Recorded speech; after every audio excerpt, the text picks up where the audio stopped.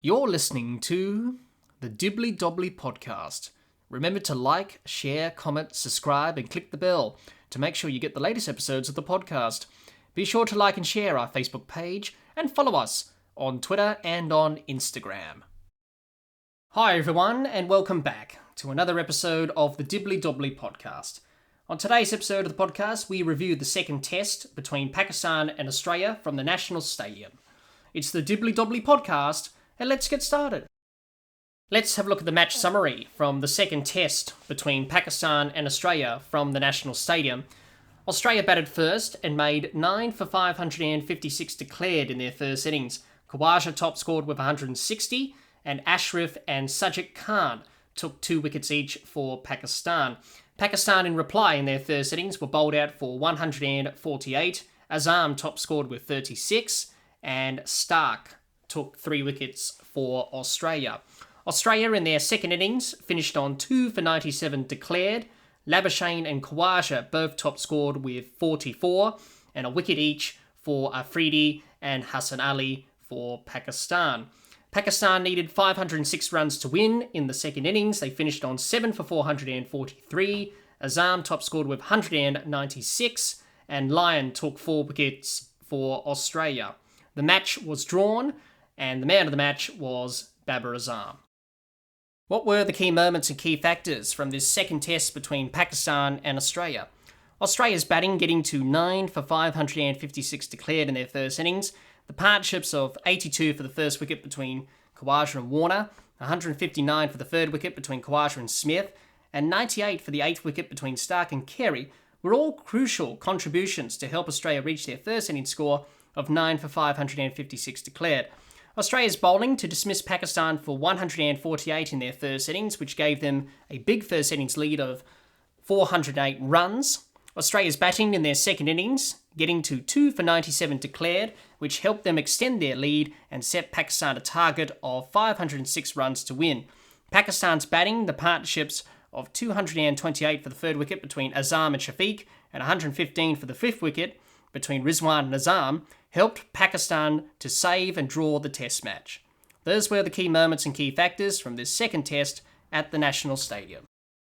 Let's have a look at both teams' performances in this second test at the National Stadium with both bat and ball. We'll start with Pakistan and their batsmen. Shafiq 13 and 96, Al-Haq 20 and 1, Azhar Ali 14 and 6, Azam 36 and 196, Alam 0 and 9, and Rizwan 6 and 104 not out. That's how the Pakistan batsmen went about things in this second test from the National Stadium.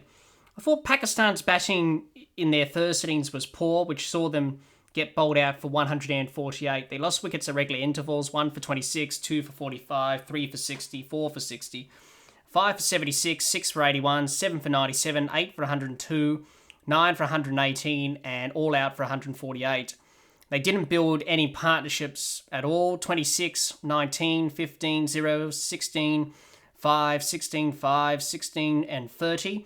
All the batsmen struggled playing the reverse swing, which was being created by the Australian bowlers, and that was the undoing of the Pakistan batsmen in their first innings to get bowled out for 148. But in the second innings, Pakistan's batting in their second innings was much better than their first innings performance with the bat. Pakistan needed to improve and show a bit of fight and character with the bat in their second innings to ensure they got a draw after Australia set them an improbable target of 506 runs to win. They didn't lose wickets at regular intervals. They were able to build partnerships, 2 crucial partnerships in particular, 228 for the third wicket between Azam and Shafiq, and 115 for the fifth wicket between Rizwan and Azam. Those partnerships were able to guide Pakistan to draw this test match and were very crucial for Pakistan. Without those partnerships, Pakistan may have not drawn this test match. Also, the batsmen were able to apply themselves and were prepared to play the long innings. Babar Azam obviously batted for his magnificent 196. He faced over 425 balls. Shafiq for his 96. He batted for over 306 balls. And Rizwan for his 104 not out. He batted for over 177 balls. So good to see that those 3 batsmen in particular and the other batsmen from Pakistan were able to played the long innings, were prepared to play some nutritional cricket to get Pakistan over the line to draw this test match, which was a monumental effort from Pakistan to draw this test match. After being bowled out for 148, they were able to learn from the lessons from the first innings, look to get better and improve. They did that, and they were able to draw the test match, all led by a superb innings from Babar Azam of 196 and a brilliant century from Rizwan, 104 not out, and Shafiq of 96. Those three innings from those three batsmen and those partnerships they had were very crucial in terms of Pakistan drawing this test match. Some stats from Pakistan's batting in the second innings, some stats to come out of Pakistan's marathon batting effort in their second innings. Pakistan's 171.4 overs in Karachi in the fourth innings is the longest to save a test, and Pakistan's 171.4 overs are also the fifth longest by a team in the fourth innings of a test match. Pakistan's 171.4 overs in their second innings is the longest they have batted in the fourth innings of a test, surpassing 145 overs against Australia in 2016 in Brisbane. The total of 7 for 443 by Pakistan in Karachi is also their second highest fourth innings total, behind the 450 all-out in the same test in Brisbane against Australia. The partnership of 228 between Babar Azam and Abdullah Shafiq, the second highest stand for the third wicket in the fourth innings, and the second highest for Pakistan in the fourth innings of a test match. The highest is 242 between Shan Masood and Yunus Khan for the third wicket against Sri Lanka in 2015. So some batting stats there from Pakistan's marathon innings to try and save this test match. Some interesting stats there.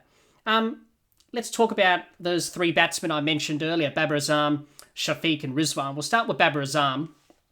What a captain's knock from him. He batted magnificently for his 196, his first century since 2020. His last century was against Bangladesh at Rawalpindi back in 2020, and now this 196 is his second century in 2 years. So this century means a lot to Babar Azam.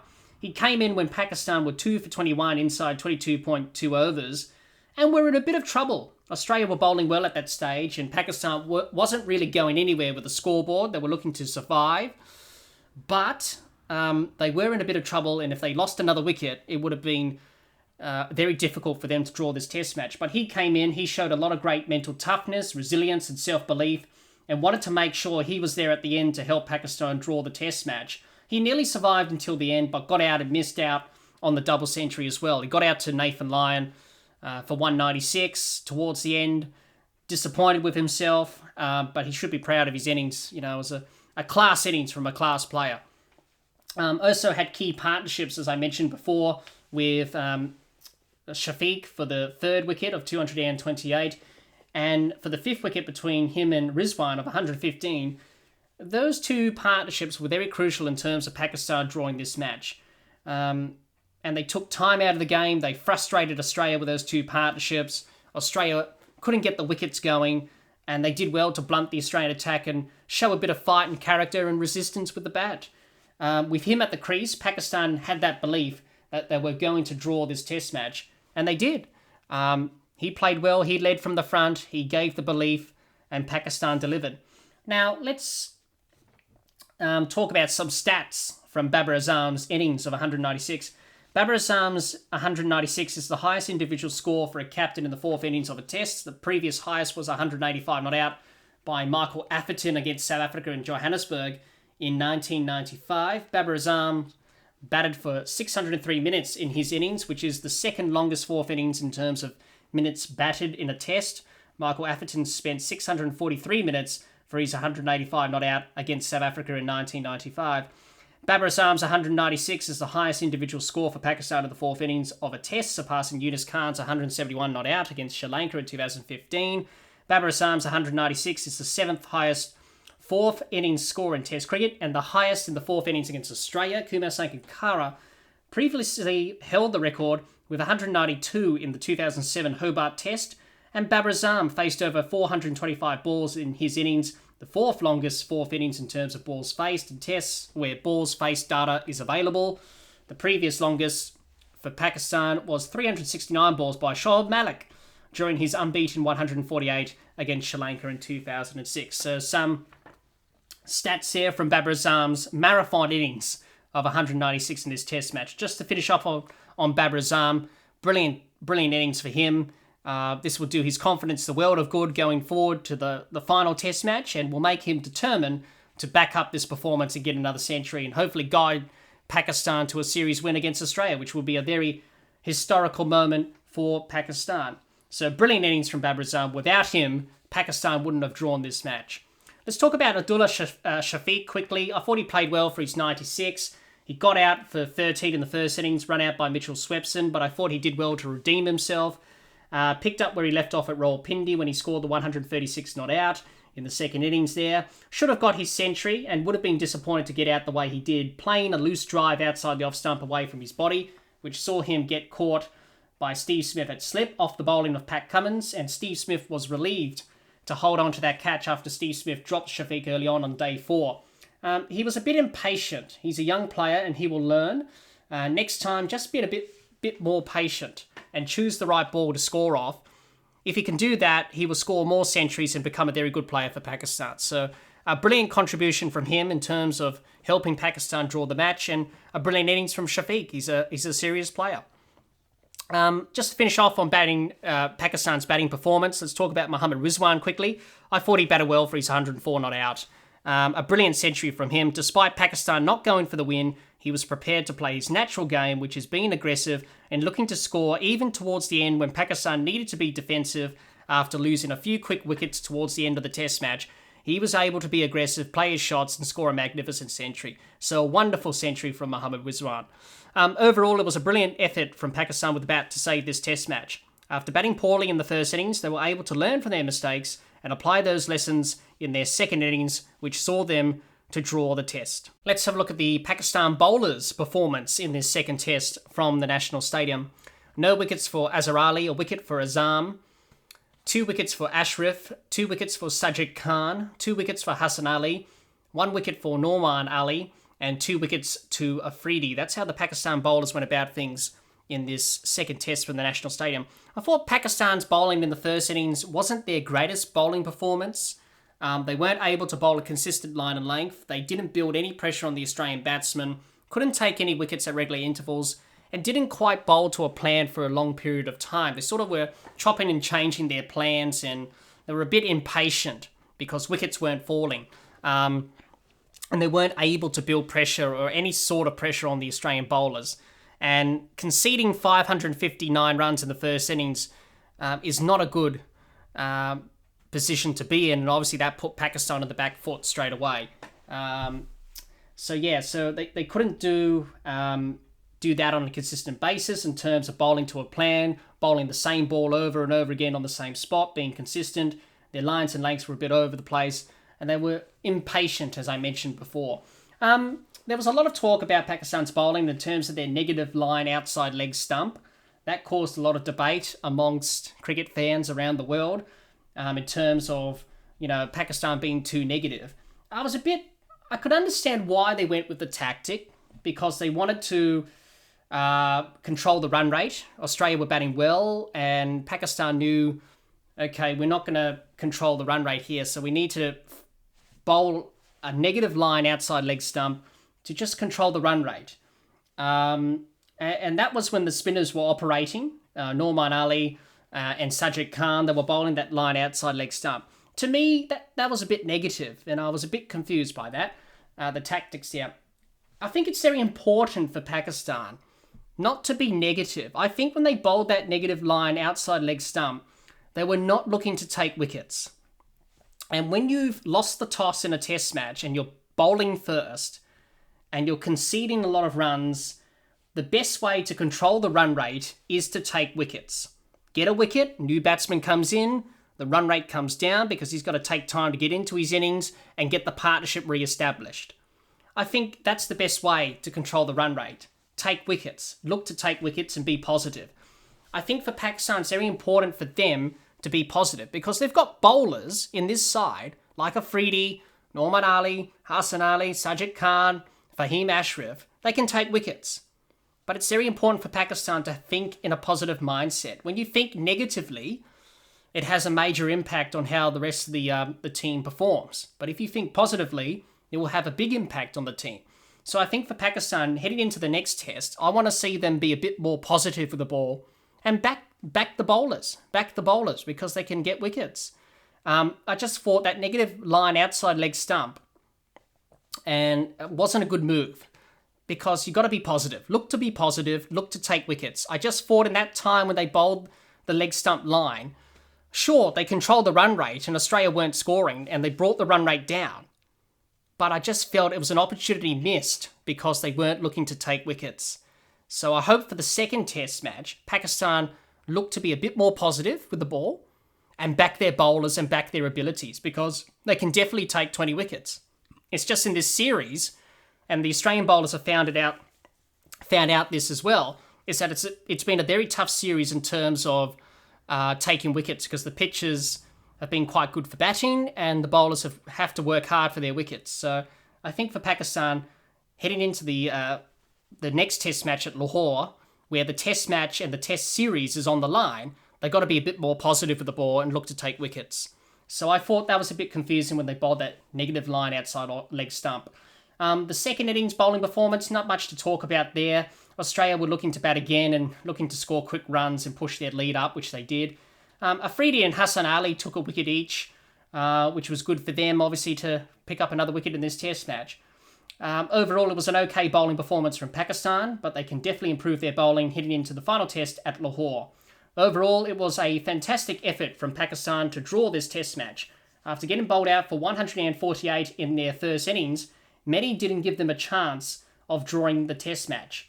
But it took a captain's knock from Babar Azam and valuable contributions from Abdullah Shafiq and Mohammad Rizwan to get Pakistan over the line and draw the test match. Let's have a look at Australia's team performance with both bat and ball in this second test at the National Stadium. We'll start with their batsmen. Warner, 36 and 7. Khawaja, 160 and 44 not out. Labuschagne, 0 and 44. Smith, 72. Head, 23. Green, 28. And Carey, 93. That's how the Australian batsmen went about things in this second test at the National Stadium. I thought Australia's batting in this test match was very good. Their batting in the first innings was very good. Australia batted well to get to 9 for 559 declared in their first innings. Usman Khawaja took it upon himself to be that batsman to get that big score, which he did with 160, which set the platform for Australia in their first innings. The partnerships of 82 for the first wicket between Khawaja and Warner, 159 for the third wicket between Khawaja and Smith, 54 for the fourth wicket between Khawaja and Lyon, and 98 for the eighth wicket between Stark and Carey. All of those contributions were crucial partnerships in terms of Australia getting to their first innings score of 9 for 559 declared, and that put Australia into a good position to win this test match and put them into a strong position and had that ascendancy in the game. Australia's batting in the second innings, nothing much to talk about in the second innings. Australia chose not to enforce the follow-on. Pat Cummins said we'll bat again. They finished on 2 for 97 declared to set Pakistan a target of 506 runs to win. Khawaja and Labuschagne added 77 runs for the second wicket. And Marnus Labuschagne got some runs in the second innings, which is good for him. Obviously got run out for a duck in the first innings by Sajid Khan. He wasn't quite happy about that, as we saw the images of Labuschagne just sitting in the dressing rooms with his hand on his head, pondering and thinking what could have been. And he got out for a duck. But in the second innings, he was able to redeem himself and score 44 runs until he got out, and then Australia declared. So overall, I thought Australia's batting was pretty good. Some batsmen I want to highlight and talk about here. We'll start with Usman Khawaja. Where do you start with him?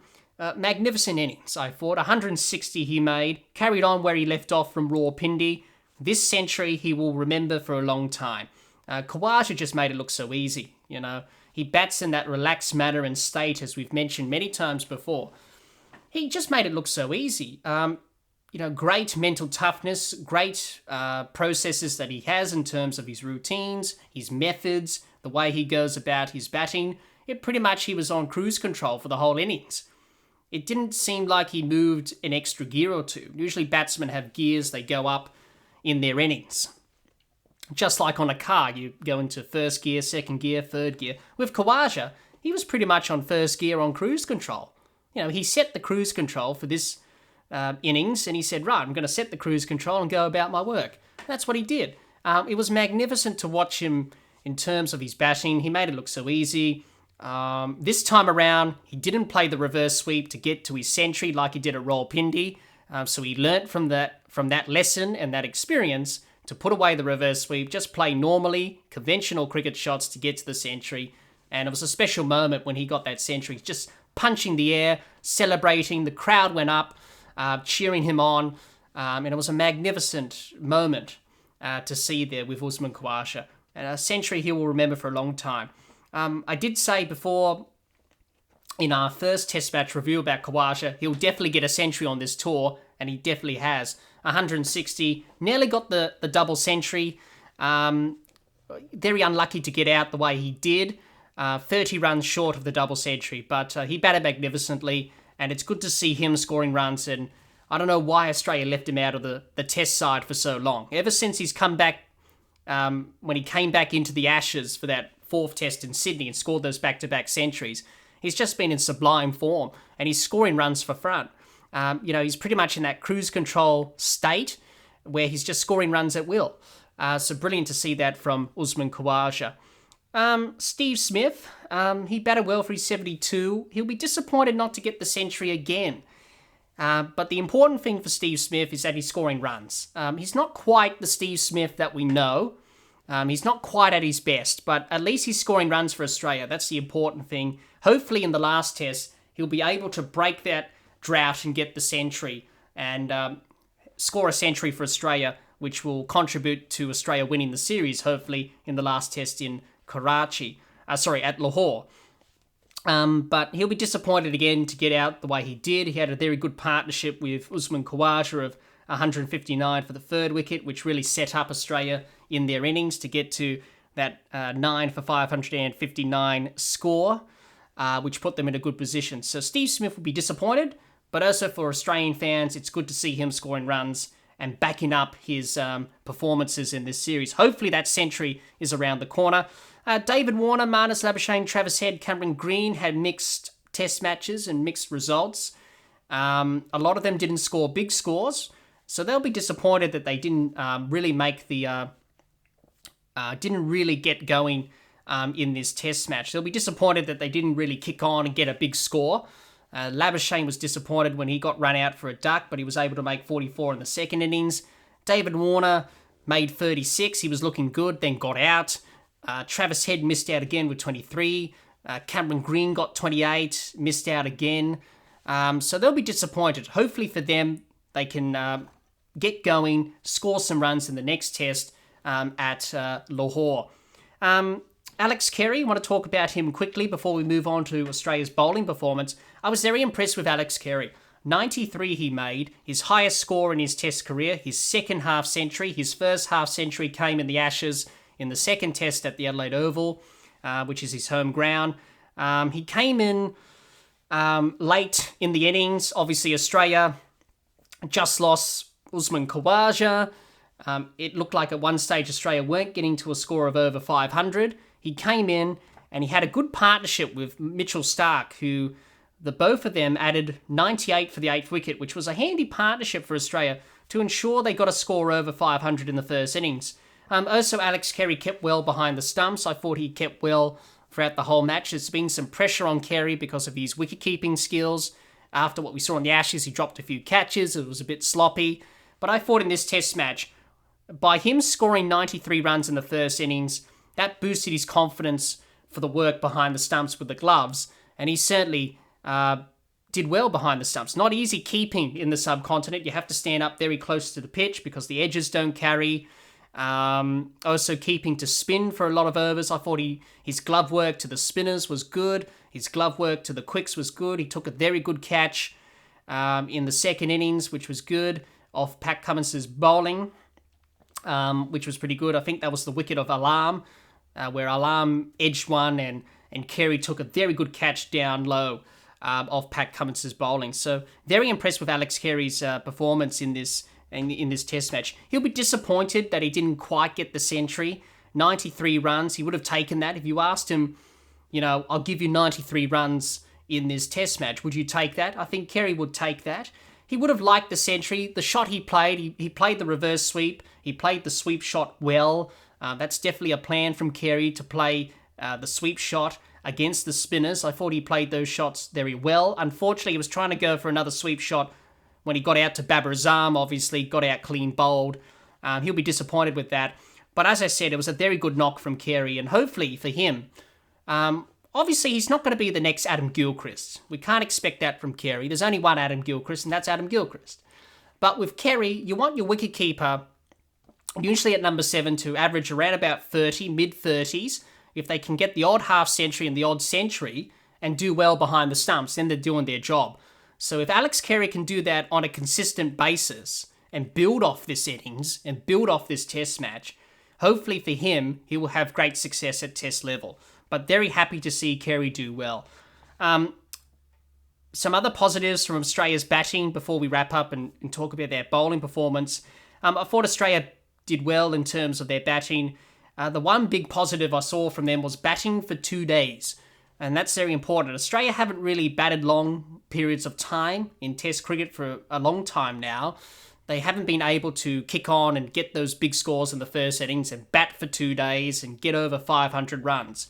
They were able to do that in this Test match, which is fantastic to see. Good signs that Australia are finally getting things together, finding ways and working on their methods and processes to bat for long periods of time and get those big scores of 550 plus in the first innings and bat for 2 days. And that's what they did in this test match. By doing that, that put them in a good position to win this test match. Unfortunately, they couldn't take the wickets to wrap it up and win the test, but good signs for the bat going forward, not only for the last test of the series against Pakistan at Lahore in a few days' time, but also when Australia go to Sri Lanka and when they go to India.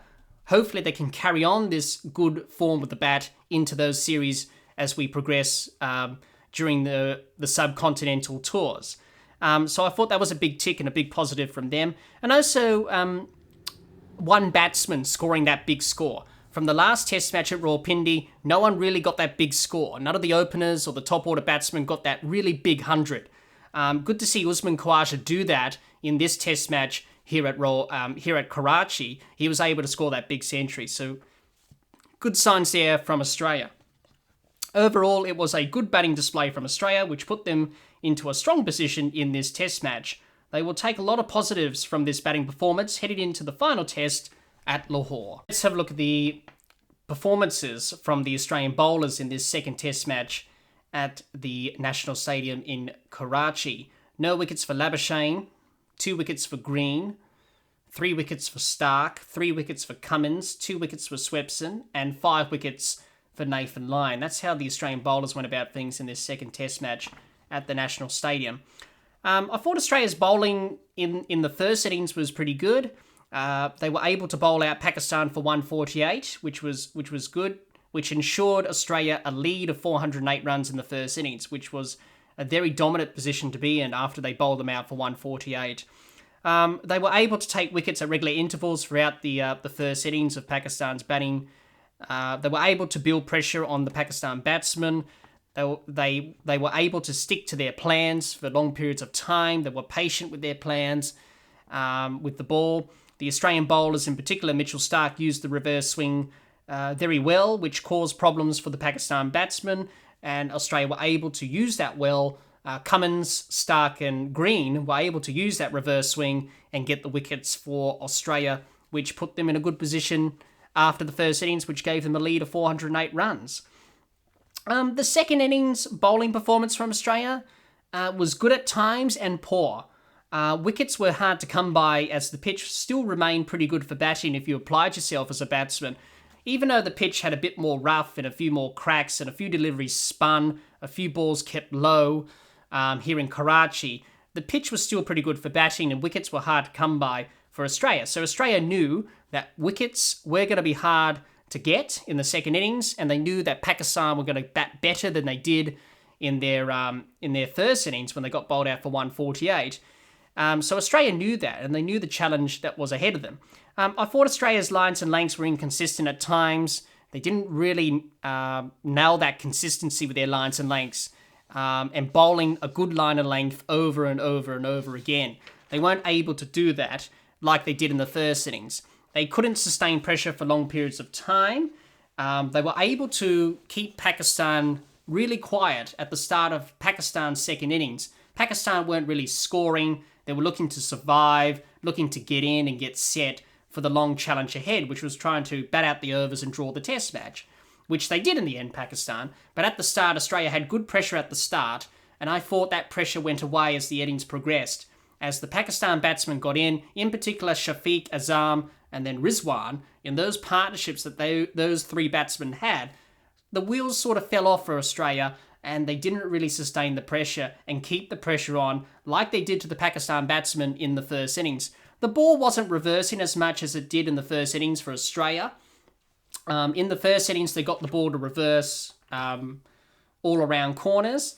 Well, they got the ball to reverse, and it did enough. In the second innings, it didn't really reverse all that much. It only reversed a little bit, and the Pakistan batsmen were able to play the reverse swing a bit better, and there wasn't much on offer for Australia in terms of assistance from the pitch, in terms of reverse swing, the inconsistent bounce, or the spin out of the rough.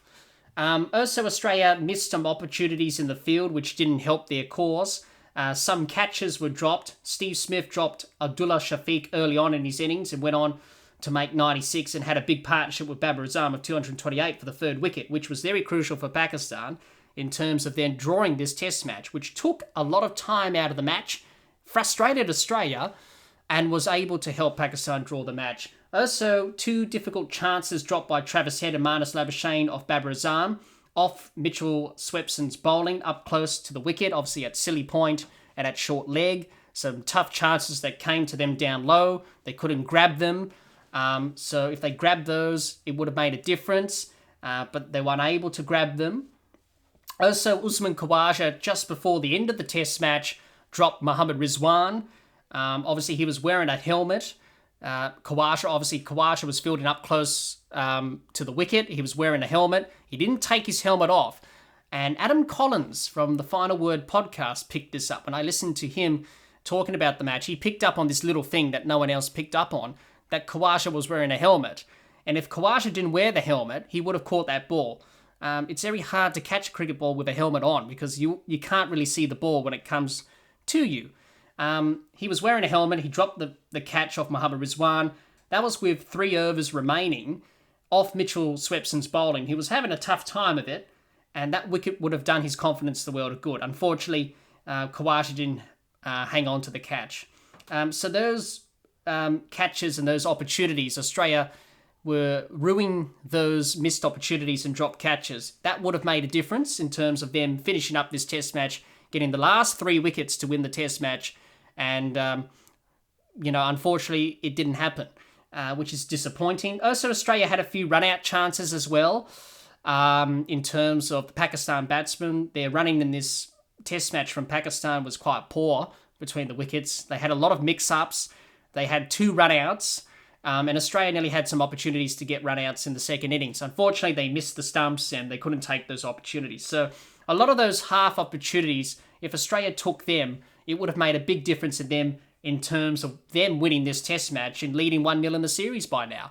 Unfortunately, the old cliche goes, as we say in cricket, catches win matches, and Australia dropped their chances and couldn't get the job done in the last innings. It's happened again, hasn't it? So a very okay but poor bowling performance at times from Australia. I just want to quickly talk about Mitchell Swepson. There's been a lot of people judging him after this first test, which I think is a bit unnecessary. It's only his first test match. Let's give the guy a break. He's waited for a long time to come into test match cricket. There was a lot of pressure on him, especially to bowl Australia to victory. To be fair to him, the pitch wasn't really offering that much. Throughout this series, the pitches at Rawalpindi and here in Karachi haven't really turned as much as we expect. And that's usually the case in Pakistan, where the spinners don't really take majority of the wickets. It's more of the pace bowlers who take the majority of the wickets in test matches in Pakistan, not the spinners. So you've got to factor in that as well. Obviously, none for 156 in the second innings. Apparently, that's the third worst bowling figures by a bowler on test debut. But you've got to remember he bowled over 53.4 overs, which is the most overs on debut by an Australian debutant since Tim May, who bowled 54 overs against New Zealand at Adelaide in 1987. So he bowled over 53.4 overs. Of course you're going to go for over 156 runs. So he had a tough time of it. I thought he bowled some good deliveries in both innings. The first innings he got 2 for 32, and that's where Pakistan was struggling towards the end, and he got some wickets there. But the second innings, I thought he bowled some good deliveries, but also he bowled some full tosses, some long hops, some half trackers. And we can forgive him for that because bowling leg spin is hard. And you're going to bowl the occasional full toss, half tracker, long hop, and you are going to get hit for runs and get smashed. But it's very important to back the leg spinner, and that's what you need to do. For any bowler, not just a leg spinner, you need to back them and say, right, head up, chin up, you got this. And, his line and length at times was a bit inconsistent, but you can forgive him for that because it's his first test. He's nervous, excited, a lot of pressure on him because he's been around the team for years, and then all of a sudden he comes into his first test and then people judge him. I don't think we should judge him just off this one performance.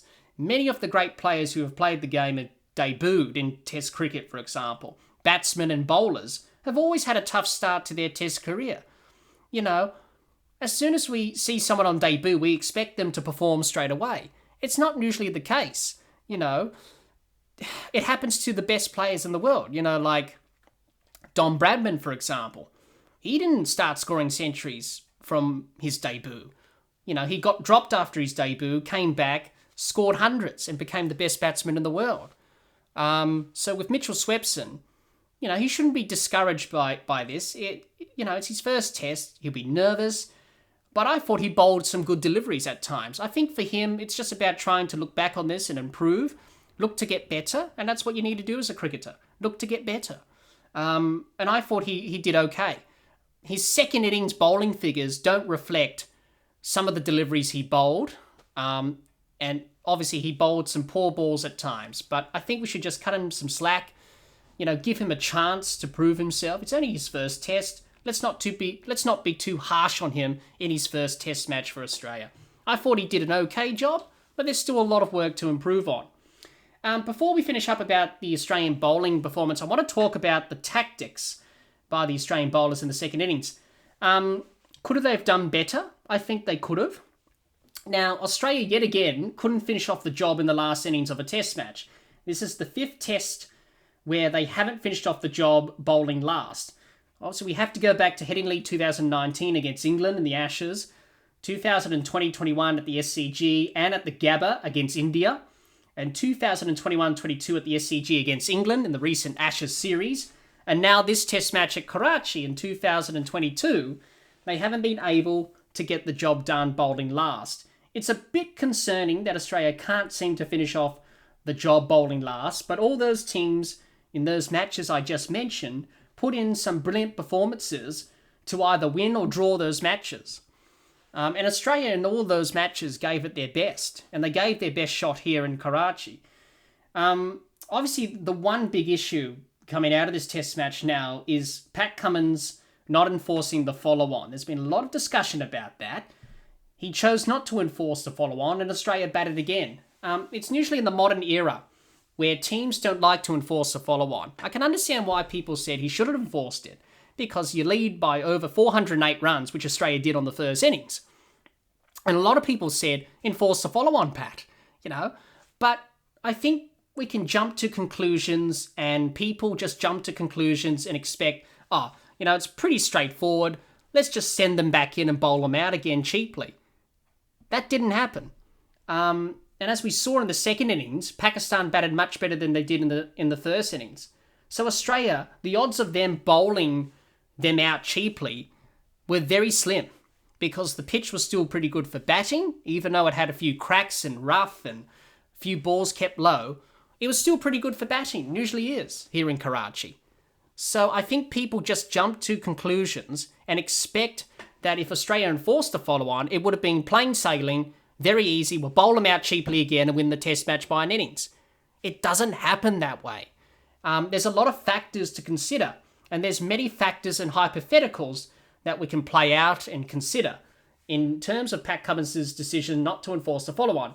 Australia just wanted to bat once in this test match. They didn't want to bat last and chase a small target in the last innings. That's not what they wanted to do.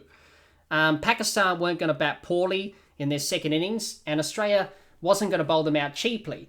Also, you have to consider the workload of the bowlers. They have bowled a lot of overs in this series thus far. In the first test match, the Australian bowlers bowled 162 overs and 77 overs.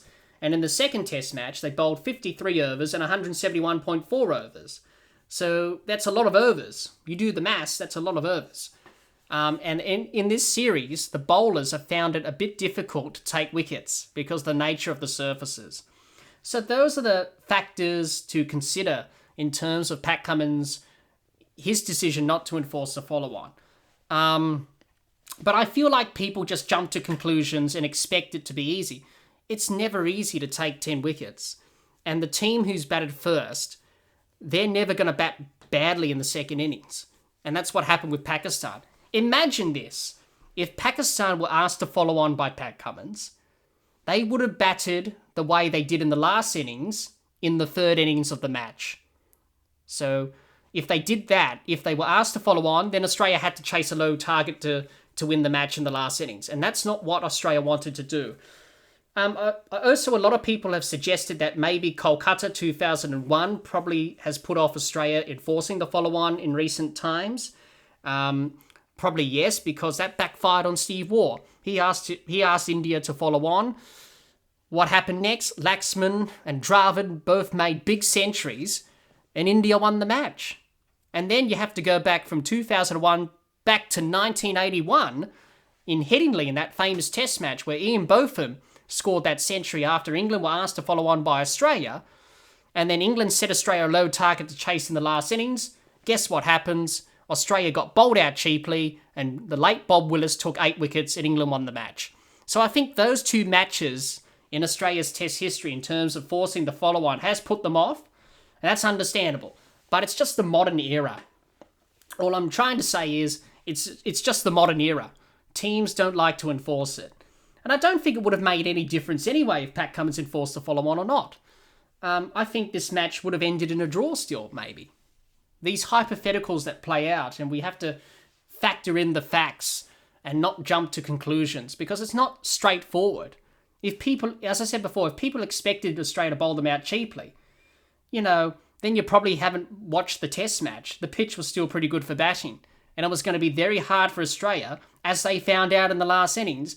They were going to bowl over 171 overs, which they did, to take 10 wickets. That's a lot of bowling. And it's hard work. And it was definitely a challenge for them. So, of course he's going to get crucified for that. Of course he's going to get some stick and some criticism. But I wasn't surprised when he batted again. I was a bit surprised that he didn't declare overnight. He decided to bat on a bit on day 4. I was a bit surprised by that. But overall, it's just the modern era. And that's just how teams go about it. Also, the last thing to touch on before we wrap up about Australia's bowling performance, I was a bit confused by Australia's bowling changes towards the end of the match. I think Pat Cummins should have bowled himself a bit more towards the end of the test match, and also with Mitchell Starc and Cameron Green. He didn't really go to himself or Starc or Green all that much towards the back end of the match. He went with the spinners in terms of Swepson and Lyon to get the breakthroughs. Obviously, Nathan Lyon got those 2 big wickets of Babar Azam and then Ashraf. And he was able to break through and really crack it open for Australia. But he didn't really turn to himself or Starc or Green all that much towards the end. Because, the Pakistan batsmen faced a few overs of spin. They were getting used to the spin. The ball wasn't really turning that much. Marnus was brought into the attack just before the end to bowl a few overs of spin. One turned out of the rough. So maybe Cummins should have bowled himself and Stark and Green a bit more. So, yeah, I was a bit confused by that, by Cummins. But overall, it was a good effort from Australia with the ball. They did well to bowl Pakistan out for 148 in their first innings, but they will be disappointed they couldn't take the last 3 wickets to win the test match and finish off the job. Let's preview the third test of the series between Pakistan and Australia from the Gaddafi Stadium. Talk about the potential 11s for both teams and who's going to win this third test. Let's have a look at both teams' test stats at the Gaddafi Stadium in test matches. The first test played between Pakistan and Australia here at the Gaddafi Stadium at Lahore was back in 1959.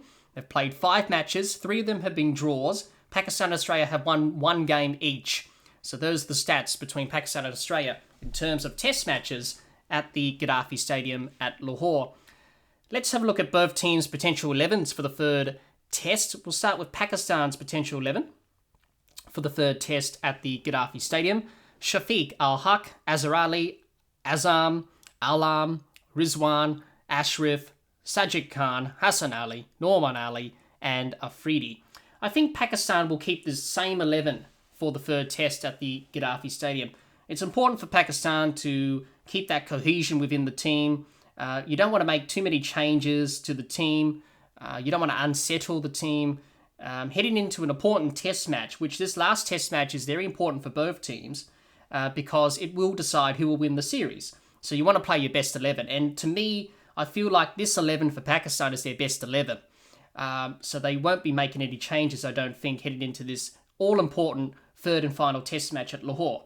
But they could make a change depending on conditions. If conditions dictate they need to make some changes, they probably will make a change if that happens. But I think they'll stick with the same 11 for this third and final test at the Gaddafi Stadium. So that could be Pakistan's potential 11 for the third test. Let's have a look at Australia's potential 11 for the third test at the Gaddafi Stadium. Warner, Khawaja, Labuschagne, Smith, Head, Green, Carey, Stark, Cummins, Swepson and Lyon. I think Australia will keep the same 11 for the third test at the Gaddafi Stadium. Just like Pakistan, it's very important to keep that cohesion within the team. And this team from Australia, they've been playing well in this series. The batting unit has fired and clicked. They're starting to get runs and score runs on a consistent basis throughout this series thus far. The bowlers have done well as a bowling group. It's been tough work for the bowling group, bowling a lot of overs. But I think Australia will keep the same 11 to keep that cohesion and unity in the team. As I said before, you don't want to make too many changes heading into a very important test match, which will decide who will win this series. With the series now locked at 0-all, this third test match at Lahore is all important for both teams in terms of who's going to win this test series. So I think Australia will keep the same 11. And also Andrew McDonald, the caretaker coach of Australia at the moment, he indicated that Mitchell Stark is likely to play in this last test. So that's a bit of a sign that Australia will keep the same bowling combination in terms of Stark, Cummins, Swepson and Lyon, and Cameron Green obviously being the all-rounder, of course, offering that balance to the side. So that's an indication that we'll keep the same bowling attack at least, and also with the batsmen as well, we'll keep the same batting lineup. So that's an indication that Australia will keep the same 11. But Australia may consider a change if conditions at Lahore dictate that you probably need another fast bowler and probably one less spinner. They could bring back Josh Hazlewood or even Scott Boland. But it's unlikely that will happen. They'll likely stick with the two-spinner approach and Swepson and Lyon. I know Mitchell Swepson had a hard time of it on debut, but it's important for Australia to back him and give him that confidence. You don't want to drop someone after their first test, after they had a very tough time of it. You want to back him and support him. So I think Australia will do that. So Australia will keep the same 11. They'll keep the same bowling combination in terms of the two spinners and Stark and Cummins as the main quicks, and then obviously Cameron Green as that all-rounder to back up Stark and Cummins. So that could be Australia's potential 11 for the third test. And these teams could be the potential 11s for both teams heading into this third test at the Gaddafi Stadium. Who's going to win this third test at the Gaddafi Stadium? I can't choose a winner. I really can't, because this test match could go either way. It could be another arm wrestle, just like we saw at Karachi. It could be the same here at Lahore. Both teams in this test match at Karachi, it was a bit of an arm wrestle. Both teams were playing some good cricket, some nutritional cricket, and that's been the theme in the series, is that both teams have batted long. They've bowled long as well. They've bowled a lot of overs. They've batted for a lot of overs. So both teams are prepared to play the long game and obviously play that nutritional style of cricket, which everyone loves in Test match cricket, just to see the battle and the grind. That's what you want to see. So I'm expecting another arm wrestle again here at Lahore for the third Test at the Gaddafi Stadium. So I can't really choose a winner. Both teams are prepared to play the long game, and we could see another Test match go into 5 days again, and hopefully this time we see a result. I think everyone wants to see a result. But anyway, whoever can execute with both bat and ball and in the field over the 5 days will come out on top and win this Test match at Lahore and win the series. But I'm hoping we have a good contest between the bat and the ball and between both teams, just like we saw here in Karachi. Let's hope we see that for the third and final Test match of the series. And may the best team win. So I can't choose a winner. It could go either way, but I think everyone will expect that this Test match will go down to the wire, and it will probably go into 5 days. Go for 5 days. It will be nutritional cricket. Both teams are prepared to play the long game, and whoever can execute their skills, as I said before, with the bat and the ball, and in the field, will come out on top and win the Test match, but more importantly, win the series. What can we expect from both teams heading into the third Test at the Gaddafi Stadium? Pakistan will have lots of confidence and belief heading into the third and final Test at Lahore.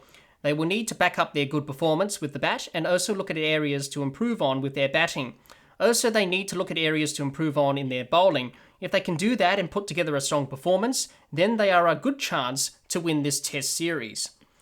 Australia will be looking at areas to improve on with both bat and ball heading into the third and final Test at Lahore. Australia will be happy with their batting performance from this second Test, and hopefully they can back it up for the final Test. They'll be disappointed not to get the job done with the ball in this second Test at Karachi, but if they can improve on certain areas of their bowling for this final Test at Lahore, and if their batting holds up, they can definitely win this series. What a Test match we have seen at Karachi. Both teams fought until the very end and gave it everything they had. Australia fought hard with the ball and couldn't get the job done, all thanks to a wonderful captain's knock from Babar Azam, who offered massive resistance and blunted the Australian bowlers to guide his team to a draw. With the series locked at 0-0, heading into Lahore, let's hope we see another exciting Test match and may the best team win. Well, that's all the time we have for this episode. Be sure to subscribe and click the bell to get the latest episodes of the podcast, and like and share our Facebook page and follow us on Twitter and on Instagram.